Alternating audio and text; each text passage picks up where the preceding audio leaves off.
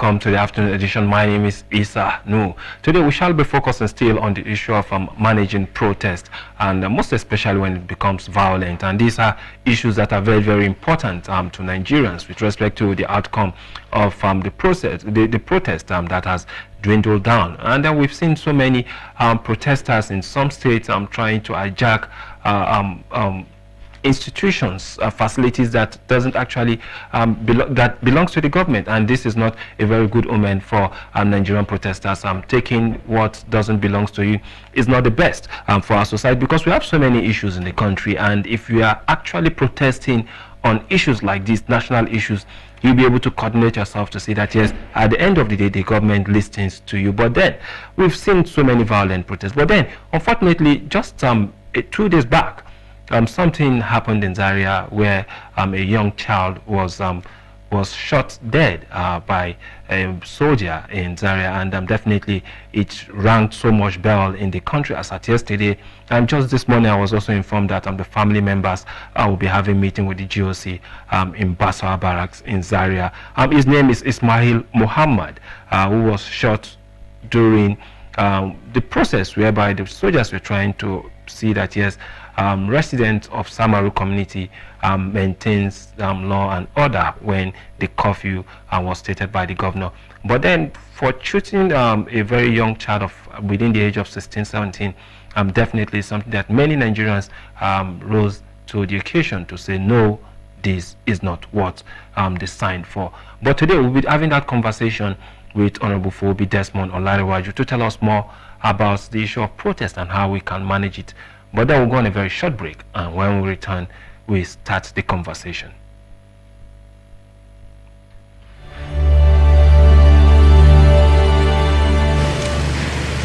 Mr. President, last Saturday, the country which I have the honor to represent, the Federation of Nigeria, became independent and assumed the rights and the responsibilities of a sovereign state.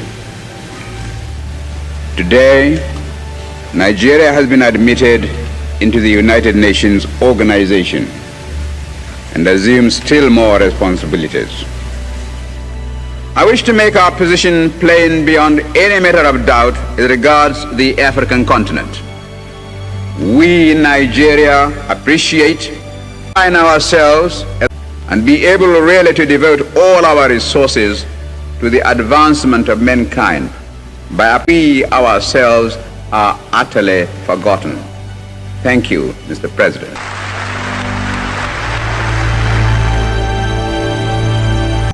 Welcome back from that mild break, and just before the break I told you we'll be focusing on how we can use protest to achieve what we intend to. And I remember Honorable Desmond in one of our programs this states that yes, protest is good, but the issue is that what about if it is being hijacked by persons of other interest? And this is one of the major reasons why we are having him here today, to tell us more about what is his observation during the last protest, and also to respond to issues regarding how security personnel should conduct themselves during protest. So Desmond, good afternoon and welcome to the afternoon edition. Good afternoon, Isa.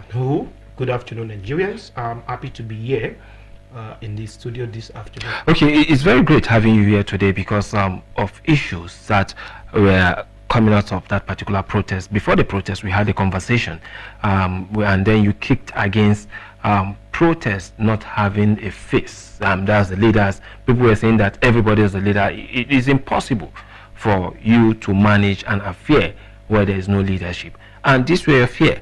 But looking at what happened in Kano State, in Gombe State, in Kaduna State, what were your summation at the end of the day? You see, I believe in proactiveness, not just actions, but also in thinking.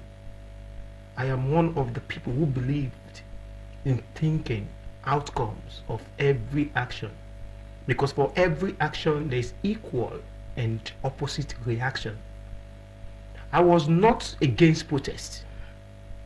I believe that it is one of the components of democracy towards seeking for redress. But another thing you need to factor into your thinking is your community, your environment, and the level of the maturity of the young people. I am a Nigerian, and I relate with a lot of people, the Nigerian people, the youth population. What is the level of the maturity of these young people? When you understand their level of maturity, then you'll be able to make certain decision that is critical to salvaging the situation. And that was why I said we shouldn't go for protest. Instead of protest, we should embrace dialogue, because most protests that I've seen across the world always end in dialogue. When we already knew that the end bad governance protest in Nigeria may likely end in dialogue, why then do we have to sponsor that kind of thing to cause wanton lives and property, destruction of lives and properties? That was why I knew that it is not going to be easy for us in this country to manage protest. I knew that there will be destruction of properties.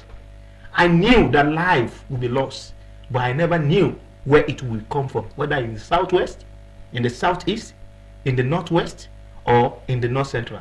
Unfortunately, the scenario that occurred in Kaduna State, in Kano State, in Gombe State is that beats my understanding and is so pathetic, because even the people who are proposing this protest, they knew that they don't have the capacity.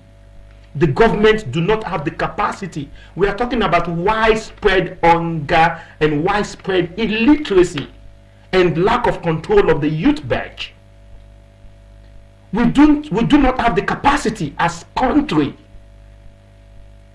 We do not have the capacity as organizers of protest to manage the conduct of the people. I am not even talking about being hijacked. The protest is yet to be hijacked. It is the protesters that are fermenting all the troubles you have seen everywhere. They were not sponsored. They were the protesters. And you will expect to get that kind of behavior from them because, one, of their level of maturity, number two, level of education, number three, managing the huge population. I've seen stampedes. I've seen situations where there was no protest. In churches, people died because of stampedes, because of lack of management of crowd control during the immigration in 2014. You see, you don't bring people together without proper management and expect that they will conduct themselves peacefully. It's not possible. There is no notion like peaceful protest anywhere in the world. Let's not buy into that. You cannot have a peaceful protest even in the educated north. Talking about UK, talking about America, talking about all those places, talking about France. You can't have a peaceful protest anywhere in the world. The least is having it in Nigeria. You can't. No, but when you say you can't have a peaceful protest anyway, but we've seen situations, even in the UK, where people go out to the protest. Apart from the riots, it wasn't peaceful. No, there was looting of shops and everything in the UK. It was there in the media. No, I'm not referring to this last one that happened. In the past, we've seen situations where people actually go out to protest. And even in Sweden, in Austria, you see them protest. But then you don't actually see this level of violence. I did say something earlier, that you have to tap into the psychology of the Nigerian youth. Our youth are bedeviled with widespread of illiteracy, especially in the north. And that is what is haunting us in this 21st century. This protest did go on in different parts of Nigeria. Why do we have this horrible result from the north? Because of the level of poverty, level of education, and all that. And that is why I have always said, why not go for dialogue instead of going for protest and coming back to dialogue? But people have also countered, because I've also listened to this same narrative, and people have also countered it, that even that of the NSAS, that there was issue of same problem, destroying of public buildings, Yes. stealing of properties and the rest. So is it that generally when you look at the statistics, you tend to wonder, majority of those people who carry out this particular act are within the age of 16 Less to than 35, Less than, or even less than that. Yes. So how can we play a major role to actually inform people on the better way of protesting? You suggested a means the other day. You said on social media, you can, on Twitter, people can protest. But I remember the other guest I had said, no, that will not be enough. You knew Betta Edu, Dr. Betta Edu, Yes. the then Minister. Honorable Minister of Humanitarian, was hosted out of that office as a result of protests by Nigerians on the social media, Twitter, Facebook, and the likes. People went to protest against wrongdoings in the office and demand from Mr. President for her removal. And Mr. President saw that cry, that protesting people from the internet, and did the needful. See, let me tell you, we need to understand what they call community organizing. We need to be organized as community, as people. The social media is a community. We need to start thinking of how to organize the social media that we can build a virtual community. You don't understand what I'm saying? We need to grow to a certain level on the social media and build a viable, a controllable society. We need to take charge of the social media as a physical place. We need to understand that there is so much power in the social media. There is nobody you will drag like a generator on the social media that will not be scared of his life, because the social media goes viral. And the essence of protesting is because you want to seek redress and you want to show to the world, you want to show to the people concerned that you are hungry. And who tells you that the people you are trying to call attention are not on social media? The president is there, the vice president is there, all the ministers are there, all the governors are there, their essays are there. Everybody is on the social media. But one thing we are lacking presently is lack of organization. We need to start organizing that community for a productive engagement. We need to start taking advantage of technology.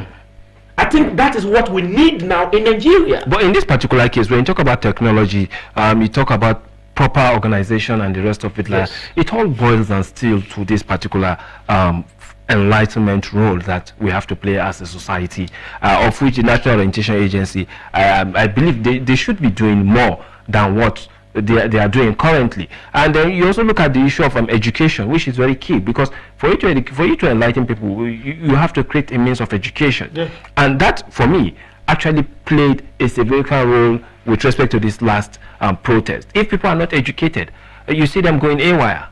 You need to understand something, and it is very critical to national growth and development, and that is the office of the Orientation Agency, National Orientation Agency. If I am the president of the Federal Republic of Nigeria and I have good intention, because it is difficult to solve a problem when you don't know the root. Our national orientation in Nigeria today is a mess, a mirage of a nation.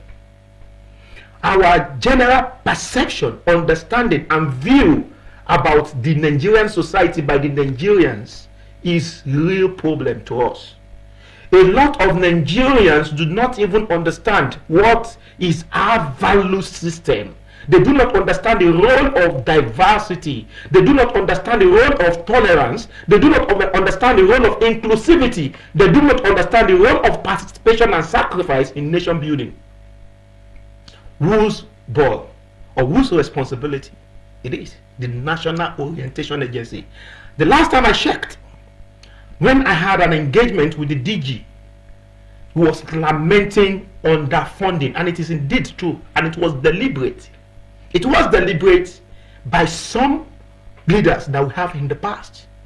They under-sponsor that agency so that they won't live up to their expectation, so that they want to create an informed society, uneducated society, so that it can become instrument of destruction. instrument that will be readily available for their own selfish use. And that is the reason why that particular agency did not get the proper attention by the presidency. Now, if I happen to be the president, the first thing I need to correct is give them massive employment. I don't need to employ people into police, into Nigeria army. I need to employ more people, sound people, councillors, passionate Nigerians, patriotic Nigerians into that agency. And I will make sure that I build in every local government. I will make sure that I give them a befitting offices in the 774 local government where there will be facilities for people to come in to play games, watch football, and do all that. So it will be easy to meet young people from the community level and give them and instill in them the national value, the national knowledge, the teaching of patriotism, and giving them information about even how to benefit from government offices and agencies and activities. All this is what is lacking. Do you know that this protest that is going on right now is as a result of misinformation or lack of credible information? And that is one of the role of the National Orientation Agency, apart from teaching the children of the country the right way to go towards contributing to development, is also to give them adequate information about what is going on in the MDAs, in the ministries. So, and also give them direction. Do you know how many years it took me to know the functions of different ministries? I have been to the university, graduated after some years before I begin to know the workings of government. Originally, this is what the National Orientation Agency should be doing. And you know, one thing will shock you. They have offices in local government attached to the secretariat, the LGAs secretariats in 774 local government of Nigeria. But the question is, have you seen any practical activities sponsored, organized, and monitored by the National Orientation Agency? That is where our problem is coming from. Today, I am no longer your borders keeper. Who is supposed to teach me to be your borders keeper? The NOA. It's not the church. The church will be selfish. The mosque will be selfish. The traditionalists will be selfish. But the National Orientation Agency that have the coloration of the traditionalists, the Christian, the Muslim, would have an agenda towards building what they call patriotism, the standard value for growth in every community. That is where we are having problem. It's not about the economy. It's not about corruption. Who is supposed to even teach you the danger of corruption? The NOA. The NOA is supposed to be the national treasure, and where people will get information and get the right value system. But because they have not been working for many years, that is the first reason for the woes that we are facing in Nigeria. You've stated it much, and I want you to also look at this particular, because now that you've mentioned the National Orientation Agency, it beats my mind to see that even during the time of the protest in Kaduna, in Kano, we saw some young persons flagging, using the flag of another country during the protest. And to many, they say some of people don't even know the implication of this. And I feel that is even the more reason why we should also understand the value of our national flag, and why we shouldn't portray other people's flag during events like that.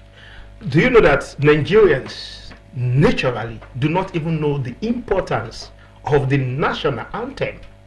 Most Nigerians do not even understand the symbol, the coat of arms, the integrity, the value of the coat of arms, let alone the flag.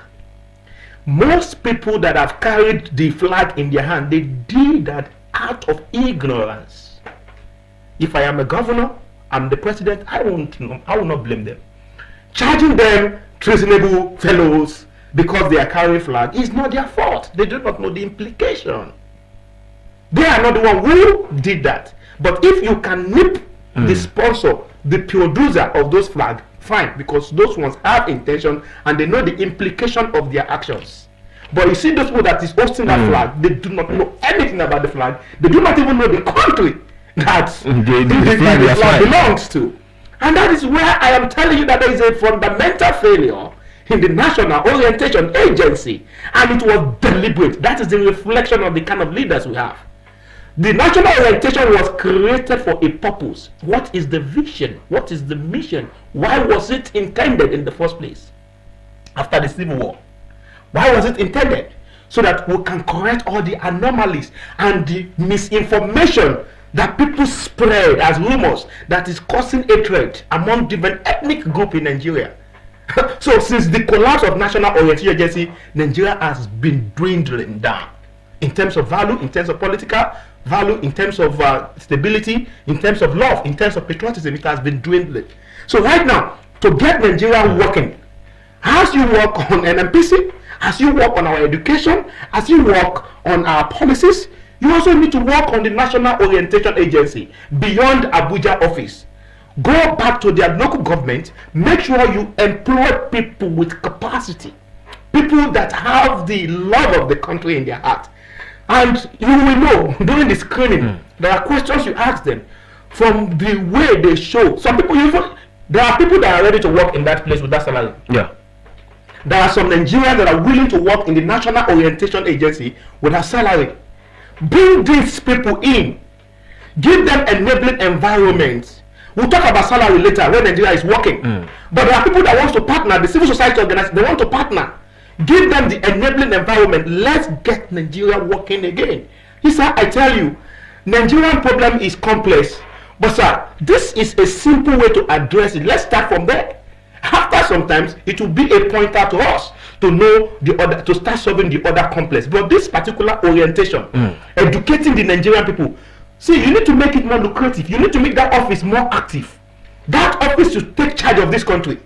When National Orientation Agency, an institution with the right team, takes charge of orientating Nigeria, I tell you that this country will be on the pedestal of growth. Look at America, look at UK, look at France, look at China. These people have a strong value system built in them by their government. That brings me to this particular understanding, and I see just recently, I think during the Olympics, instead of playing the new national anthem, the previous one was played. So it also falls back on us in the society, for even the ministry, or maybe let me say the LOC, local organizing committee, in terms of the Olympic, for them not to be able to update activities like even the national. So this call for actually is an national embarrassment. But somebody is responsible for that. Somebody is being paid for that particular thing. And that person is not doing that. Nobody is saying anything. So those little things goes a long way to define a serious government and a serious people. But in this particular case now we've looked at the issue of why it is not good for protesters to go violent, most especially in a situation like this where the education level, out of school children level, everything is increasing. But let me bring you back to something that happened some days back. A young man was killed in Zaria, a young boy within the range of 16. He was shot twice. And I remember the Nigerian army released a public statement noting that he was a protester. But later on, I think that that issue was confirmed that there was no protest in Zaria, in Samuel, one of the most peaceful community, just a community that is even hosting the Ahmadu Bello University. The guy was inside when he was shot twice on his neck and then his spinal cord. And I was able to reach out to the family, and they explained the situation. The military personnel, the GOC, General Officer Command, went down to the family's house and paid them visit, and now they are, I think as of today or yesterday, they were having, they had conversation and they started investigation. Short, the soldier that carried out that particular act has been caught and is under proper investigation. When it comes to issue of protest like this, how should the security agency conduct themselves? First of all, you need to understand the concept of the Nigerian security. You need to know the function and the role of the civil defense, know the function and the role of the police, and the role and the function of the Nigerian army. You see, the Nigerian army have no business whatsoever in managing protest, because their personnel have not been given the right orientation, the right teachings, the right training. And then I believe there should be departments. But there are departments. There are the civil military departments. There are supposed to be departments. You don't just, you see, let me tell you something, Isa. When you see a wrong anywhere, somebody has goofed somewhere. It could be the director, it could be the system, it could be some anomalies that goes on in the system. It is a goof. You must know your employee and you must give them instruction. They worked with instruction. The military man that fired bullets at innocent child or innocent children did that with an instruction from somewhere. Because if it was not given that instruction, I know they are disciplined. Militaries are disciplined people. You cannot just do things on your own unless you follow the instruction. There must have been an instruction that you need to contain these boys. And that was what he was acting on, but he was acting unprofessionally. There are a lot of unprofessional personnel. It just happened to this person. It has been happening. It's happening now. It will still happen tomorrow if we don't do the needful. We have to bring in what they call systematic correction, systematic solution to that. What is the systematic solution? Put in the civil, the police that understood clearly how to manage situation like that. Put them in front. It is when we're having external issues, that is why you bring in the army. The army should not even be close in this kind of situation. Army should be backup. They should be backup like 1 kilometer, 2 kilometers away when the police have been overpowered. But in this situation, the army is showing unnecessary show of force for the citizens that the country has failed to educate, the citizens that are living in abject poverty, the citizens that are not aware to understand the workings of government, the citizens who have already lost interest and trust in government. And these people are your citizens. These people are your children. It could happen to anybody. It could have been my son. It could have been anybody's children. So we need to understand that we always have, because we're going to have some mad dogs in this system, in this army soldiers. We're going to have some people that, you know, have 5 minutes madness, 10 minutes madness. So it is now for you, it's now behold on you to create an institutional solution to this problem, and by that you will limit their mistakes. This, at the end of the day, they will tell you that it was a mistake. Maybe he had taken some alcohol or he goofed or something. But the point is that we can prevent that. It does not require rocket science. Give these military guys enough training. We are not training them enough. That is one. Then number two, the people who are in charge, you need to understand the role of people who manage society, the sociologists. The field worker. Make sure you have people in the military that understand the workings of the society, understand the psychology of every society, employ the right people to manage the Nigerian military, because they are human beings just like me and you. But when you do not give them the right education and the right training, they will always goof. And finally, in protests like this, you know, I was talking about the protesters. I told you the capacity. Most of them do not have the right information or maturity to manage or to handle protest. It is now behold on the government to see how they can create a balance. Government is always reactionary instead of being proactive. Yeah. I knew that there is going to be serious mess. So every serious government needs to have a committee, a think tank, a national security think tank that is combined of the professional and the conventional security people and the civil society, that will always, when there is a crisis, there has to be a situation room. In this situation room, every steps and action that the police, the army, or the air force will be taking will be joint, something that will be agreed upon based on the understanding of the different people and different behavior that you see in protesting situation. So we need to advance in our thinking as a society. There is solution to every problem, but we are not taking advantage of these windows. We have brilliant Nigerians. We have intelligent officers. We need to separate the wheat from the chaff. We need to know the right people you send internally, and those kind of people, you send them to Boko Haram, you send them to Sambisa Forest, you send them against the banditry. They can just shoot anyhow in the bush. You need to be able to separate the good officers from the bad officers. Not all good officers are intelligent. Yeah. There are some don't united in the officers, among the officers, and there are intelligent and brilliant officers that knows the role and the profession. Some do not know. So these are the issues we're going to be having in society, and that's why we need experts, sociologists, even among the army. You don't just employ people randomly and give them sensitive position. Everybody have their role in the building of a new Nigeria that we are bringing on board. Most especially when it comes to a tense environment where people are actually under curfew. Everybody is trying to see that despite the challenges we have as a country, we are trying to survive the situation, and now we are now adding more to the family. And just yesterday I had the privilege of speaking with the dad, and he told me that they will be meeting with the that's the GOC of that particular barrack, I think Basawa Barrack in Zaria, and I hope justice will be done. Let me just add this because of time. Yeah. This issue now that happened to that child is a national issue and is not gaining the right media attention that I expect. No, it is not. It's not trending on the social media. It should be trending. Let me tell you, it should be trending not because of that particular scenario, but because of what prevention of the occurrence of it. So that in every barracks, in every control or command, GOC will be able to understand that there is likelihood of what happened in Zaria yesterday, some days back, to happen again if the right things were not done. And the Nigerian military needs to take responsibility and in sober reflection apologize not just to the family but to the entire Nigerian youths, teenage.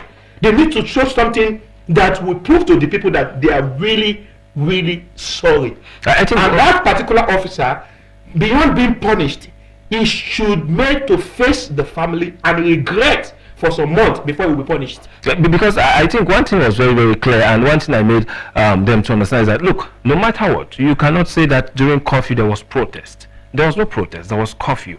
And killing somebody during curfew is even the worst of it all, because I remember the statement was that he was a protester, a young man. Even a protester, you do not have right to shoot a protester. Not to talk of a man. We are not even talking about whether he's protesting or not.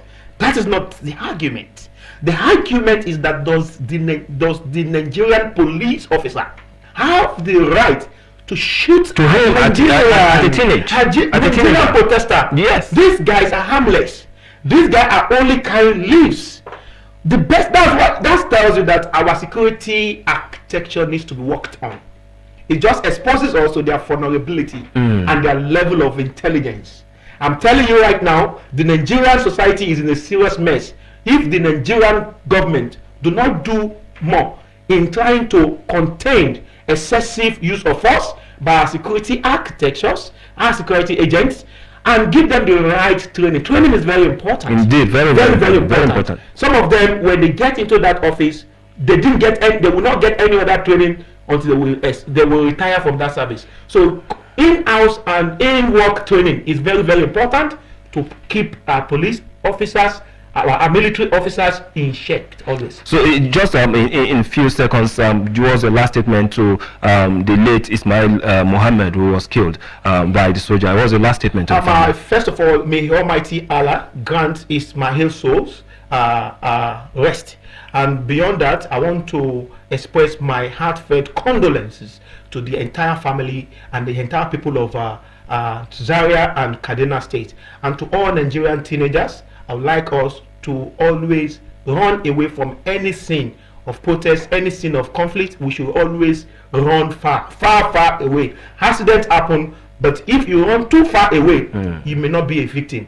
May God help Nigeria. And I want to call on all Nigerians, let's be patriotic. It is behold on us to rebuild this country and to make Nigeria work. Nobody will do that for us. We alone can do it put Nigeria in the right path. Thank you so much, Honorable Desmond for Olarewaju, for joining us today on the Afternoon Edition. It's nice having you, and this is how far we can go today on the program, the Afternoon Edition, and we pray that may Almighty Allah grant Ismail Muhammad the family the fortitude to bear this loss, and may Allah make it easy for every one of us as Nigerians in order for us to progress as a nation. My name is Isanu. Have a wonderful day and stay blessed.